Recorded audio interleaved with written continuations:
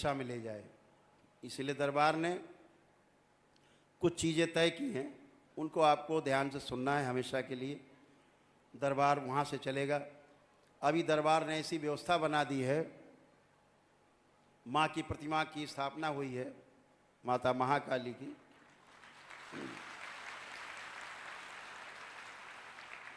ये पुत्र भी उन्हीं के साथ है।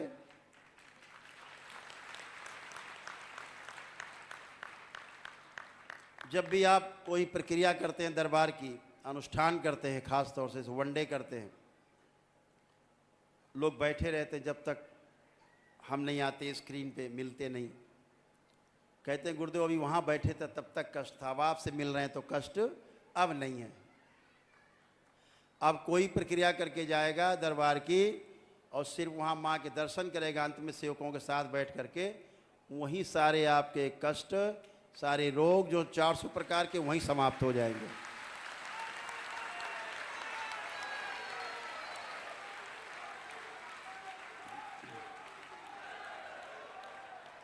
इस शरीर से मिलने की आवश्यकता नहीं है। माँ ने वो व्यवस्था बना दी है, अपने पुत्र के साथ बैठी है वहाँ। आप गए, आप वहीं हल्के हो जाएंगे। जैसे हमसे मिलके स्वस्थ आप फील करते थे, ऐसे वहाँ पहुँच के आप स्वस्थ होंगे। तो हमसे मिलने की आपकी बाध्यता समाप्त हो गई कि गुरुजी से मिलना ही जरूर है। ये दरबार ने एक व्यवस्था बनाई है, जहाँ आप सामने गए, आँख बंद करके अपनी बात बोली, गया, नष्ट। सब लोग प्रयोग करना, सारे प्रयोग करना बारी बारी, सब चला जाएगा, बचेगा ही नहीं। ऐसी व्यवस्था बनी हुई है। दूसरा, जो एक दिवसीय अनुष्ठान की प्रक्रिया थी वनडे की, जैसे चल रही थी वैसे ही चलती रहेगी।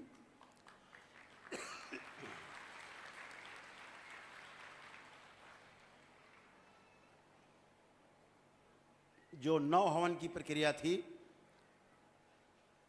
इस पूरे फरवरी तक चलेगी। 1 मार्च से 9 हवन की प्रक्रिया सदा के लिए समाप्त हो जाएगी।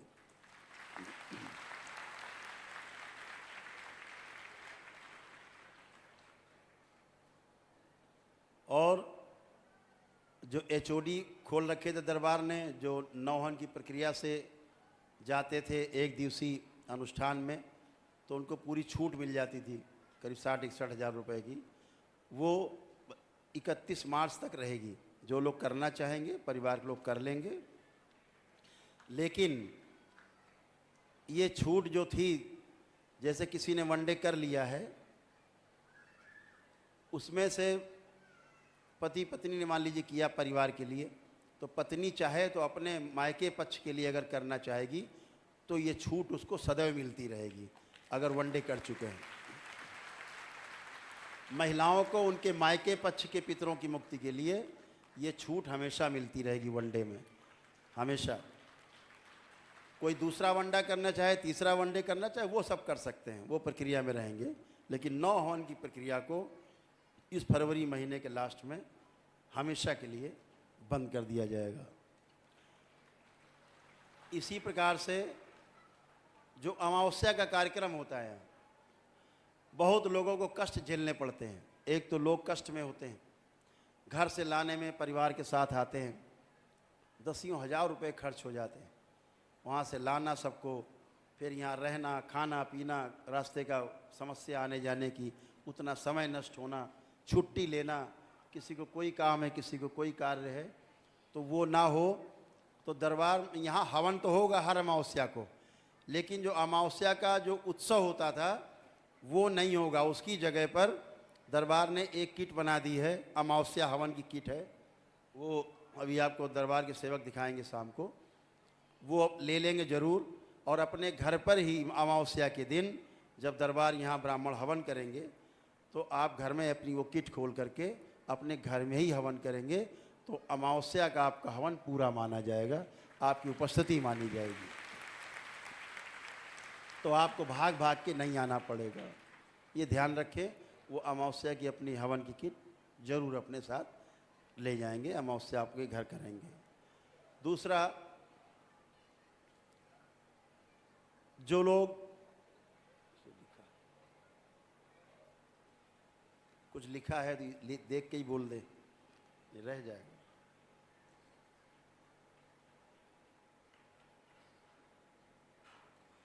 और दरबार में प्रतिदिन शाम को प्रार्थना सभा और भजन संध्या प्रतिदिन हुआ करेगी दरबार में, और वो लाइव हुआ करेगी, उसे आप लोग घर पर भी कर सकते हैं।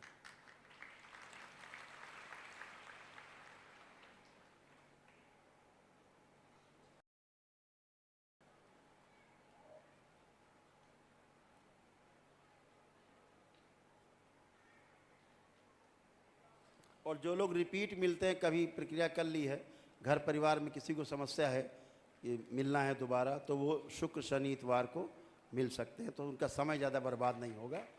वो शुक्र शनिवार में इतवार में 3 दिन में मुलाकात कर सकते हैं दरबार से। और प्रत्येक 15 दिन में लाइव आकर के भजन संध्या और प्रवचन जो भी होंगे वो हम दरबार में होंगे, वो लाइव होंगे, हमारे साथ होंगे। वो घर परिवार में आप रह करके देख करके इसको कर सकते हैं।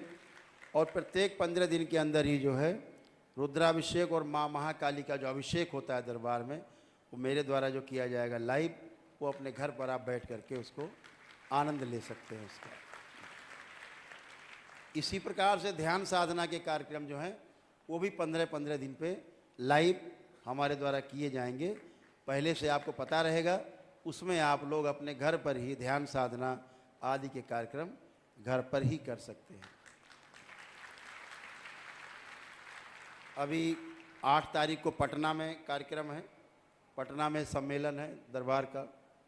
तो इसी प्रकार हर प्रदेश में अलग अलग जगह आयोजित होगा। संकल्प जैसे होते थे मंगल शनिवार को, वैसे ही होते रहेंगे। और पद यात्रा जो बंद थी उसे आज से खोला जा रहा है।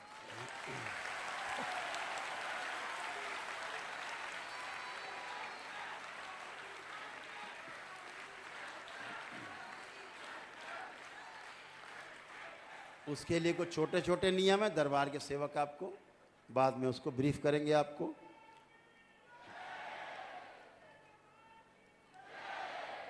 और एक दल है छोटा सा जो छोटे छोटे कार्यों में हाथ बटाएगा। जैसे शंकर सेना अपने तमाम कार्यक्रम आयोजित करती है, ऐसे साथ में उनकी सेवा के लिए जो नवयुवक रहें वो एक और दल की घोषणा करती है। उस दल का नाम होगा डमरू दल। वो आपको सहयोग करेगा हर जगह।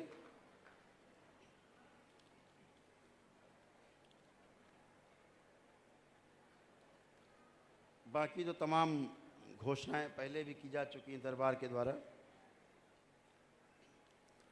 एक कुछ मुख्य चीज़ है जो आपसे कहनी है कि कुछ लोगों को दरबार निःशुल्क चिकित्सा करेगा, निःशुल्क प्रक्रिया कराएगा। उनमें कुछ लोग हैं, ध्यान से सुन लें कैसे होगा। जो कैंसर के रोगी हैं, जो भी लोग कैंसर के रोगी हैं, दरबार उनके लिए वनडे चिकित्सा निःशुल्क कराएगा बिल्कुल।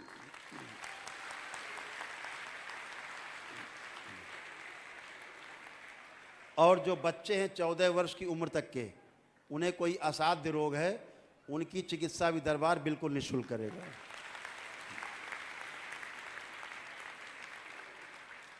और वो लोग जो गरीबी रेखा से नीचे हैं, बीपीएल कार्ड धारक हैं, उनके पास बीपीएल का कार्ड होना चाहिए, उनकी चिकित्सा भी दरबार बिल्कुल निःशुल्क करेगा।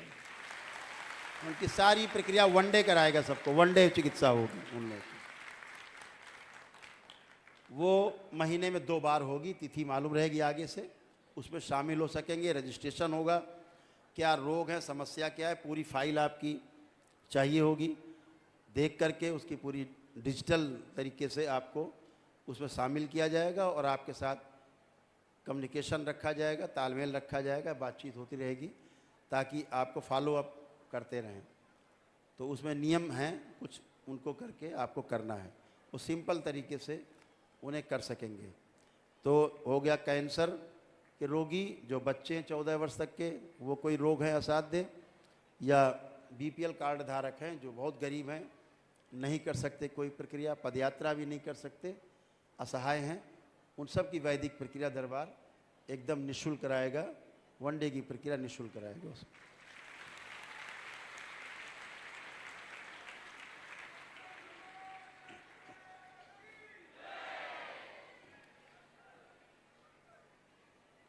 अब एक घोषणा है छोटी सी, जो बहुत दिन से बहुप्रतीक्षित थी।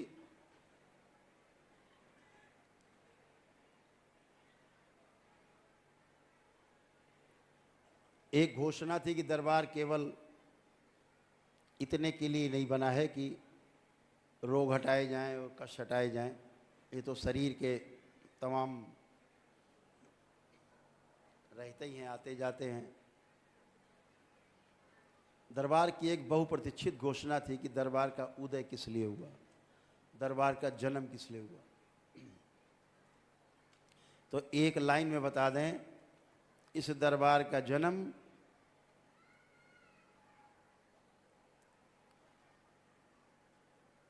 भगवान शिव की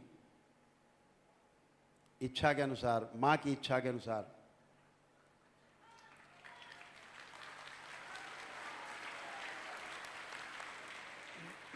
जो बाबा माँ के द्वारा किया गया।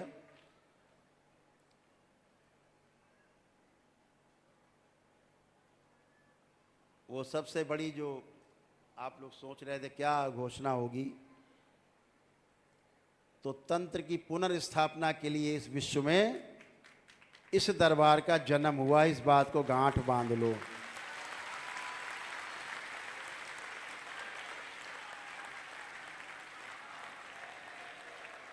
एकमात्र लक्ष्य है तंत्र की पुनर्स्थापना, तंत्र की शक्ति से लोगों को परिचित कराना।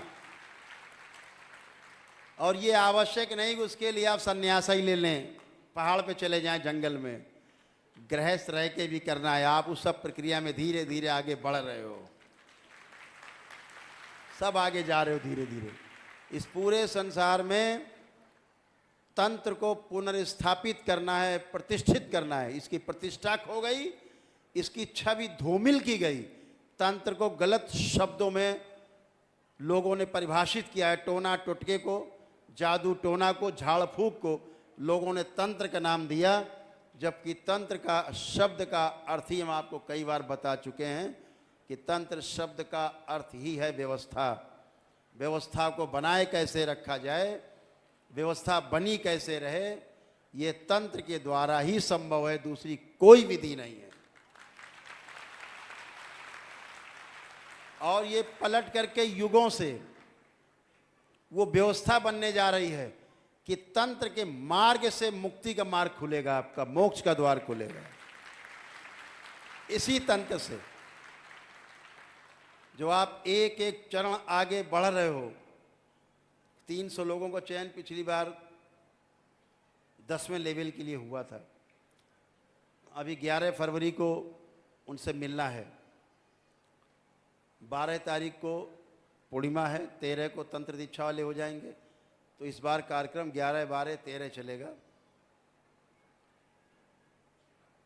तो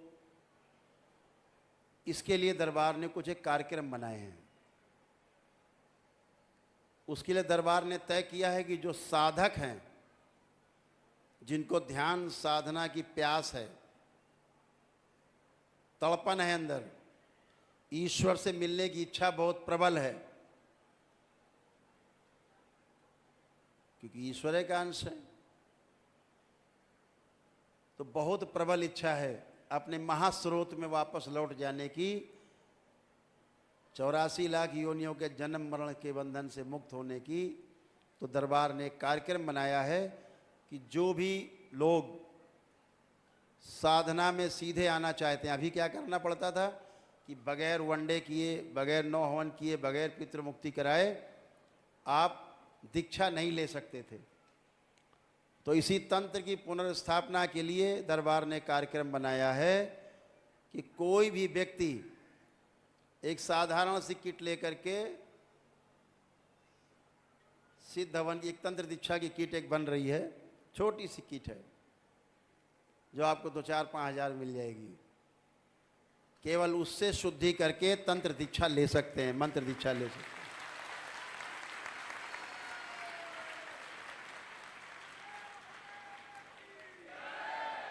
उसके लिए आपको बहुत दौड़ भाग करने की, बहुत सारे हवन अनुष्ठान करने की आवश्यकता नहीं है।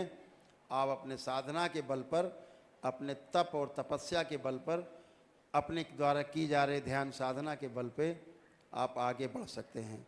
उसके लिए छोटे से नियम बनाए गए हैं, कुछ छोटे छोटे नियम दरबार के सेवक उसको बाद में आपको बोलेंगे।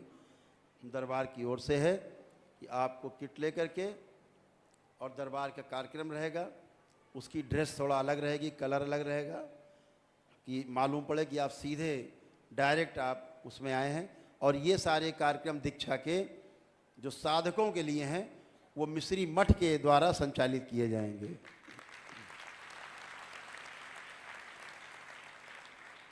तो हम सभी दरबार की ओर से संकल्प लेते हैं कि तंत्र की पुनर्स्थापना करनी है इस विश्व में। तंत्र का परचम लहराना है पूरे विश्व में। जिन लोगों ने ढोंग और ढकोसले फैला रखने हैं, दरबार के एक एक तंत्र साधक में इतनी शक्ति होगी कि 100 खड़े होंगे सामने तुम्हारे सन्यासी बने हुए गेरुआ पहने फर्जी लोग, आप एक के सामने टिक नहीं पाएगा कभी, फेल हो जाएंगे गृहस्थ के आगे। जो गृहस्थ है वो ताकतवर होगा।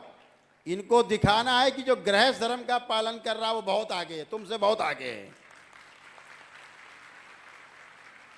तुम भाग के गए हो गृहस्थी से, लेकिन तुम्हें सन्यास धर्म का पता नहीं है। जैसे यहां लड़ते झगड़ते थे पद के लिए, पैसे के लिए, प्रतिष्ठा के लिए, इससे ज्यादा लड़ाई झगड़ा वहां कर रहे हो जा करके। ये तुम हमारे रोल मॉडल नहीं हो। तो गृहस्थ धर्म सबसे सर्वोच्च, इस बात को हमेशा ध्यान रखना। ये दरबार का मूल मंत्र है। जो गृहस्थ धर्म जिसने नहीं अपनाया वो पार नहीं पा पाया, कभी पार नहीं जा पाएगा। ध्यान रखो। दरबार से जुड़ करके जो सन्यासी आएंगे, जिन्होंने गृहस्थ में पालन नहीं किया है गृहस्थ धर्म, दरबार के पास उसकी प्रक्रिया है, जिसको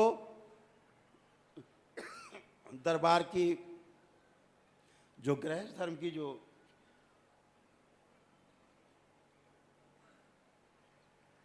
ऊर्जा है उससे गुजार करके उसको पूर्ण करेगा, ताकि उसमें रुकावट ना आए। तो सभी लोगों का स्वागत है, किसी भी धर्म के हों,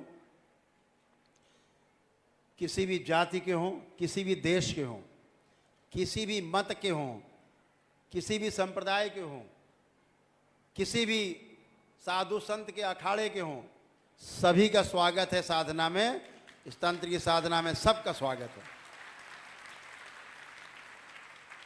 और ये दरबार आपको पता है, ये प्रमाणों वाला दरबार है, बातों वाला दरबार नहीं है।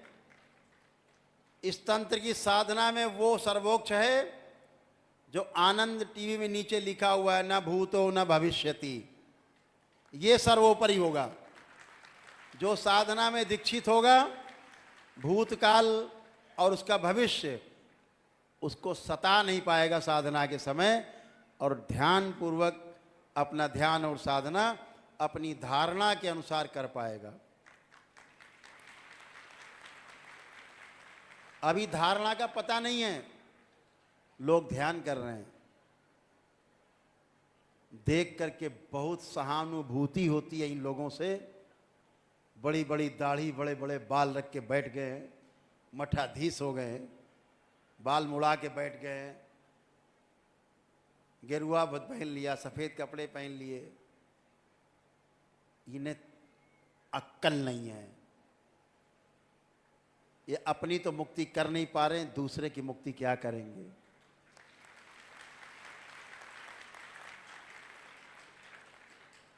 धारणा का पता नहीं है, ध्यान कराए जा रहे हैं।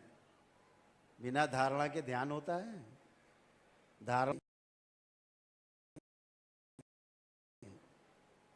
पतंजलि ने कहा ना, चित्त वृत्ति निरोध। ऊपर से चलो उल्टे हो जाओगे, धारणा है नहीं।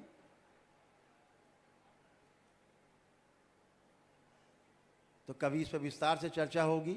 मेरे ख्याल से हमने लगभग सब बातें बोल दी, कुछ रह नहीं गया है कहने को। थोड़ा अंदर कष्ट था इसलिए थोड़ा ज़्यादा बोल दिया, क्षमा करना। किसी को मेरी बात बुरी लग गई हो तो क्षमा करेंगे।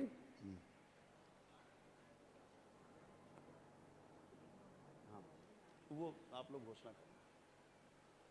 अभी जो पदयात्रा के कुछ नियम हैं, दरबार के सेवक आपको सामूहिक रूप से उसके वीडियो बनेंगे, क्या करना है। और मंत्र दीक्षा, तंत्र दीक्षा में दूसरा एक कार्यक्रम अगर आप लोग करेंगे, अपने घर पर आयोजन करें, मोहल्ले में आयोजन करें, भजन, दरबार के भजन अगर महिलाएं, बच्चे, पुरुष बैठ के करते हैं एक साथ, तो उससे भी तमाम आपकी समस्याओं का हल होगा। दरबार ने वो शक्ति भी खोल रखी है।